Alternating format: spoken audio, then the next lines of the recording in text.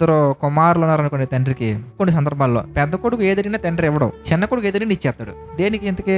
2 conditions మళ్ళీ. చిన్న కొడుకు తండ్రికి ఇష్టంగా ఉన్నాడు, రెండోది చిన్న కొడుకు ప్రవర్తన తండ్రికి బాగా నచ్చింది.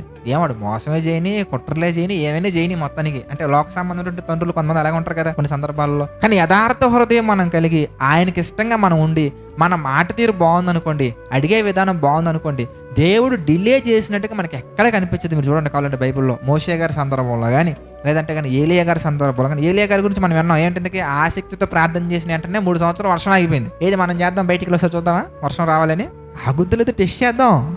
చూడండి, అంటే ఏంటంటే మన ఆలోచన విధానం ఎలా ఉంటుందంటే, మనం నీతిమంతులను కనపరుచుకోవడం కోసం ఉంటుంది ఒకటి, లేదంటే కనుక ప్రజలందరూ మనల్ని పొగడాలని ఉంటుంది 2, లేదంటే కనుక మనం ఏదో గొప్ప వాళ్ళమని కనిపించుకోవడం కోసం ఉంటుంది. ఇలా కాదు, మనం దేవుని దృష్టికి ఎలా ఉన్నామో మనం చెక్ చేసుకొని, దేవుడు మన మాట వినేలాగా మన ఆలోచన విధానం ఉందో లేదో చెక్ చేసుకొని అప్పుడు అడగండి, దేవుడు మనకి ఏదైనా చేసేస్తారు.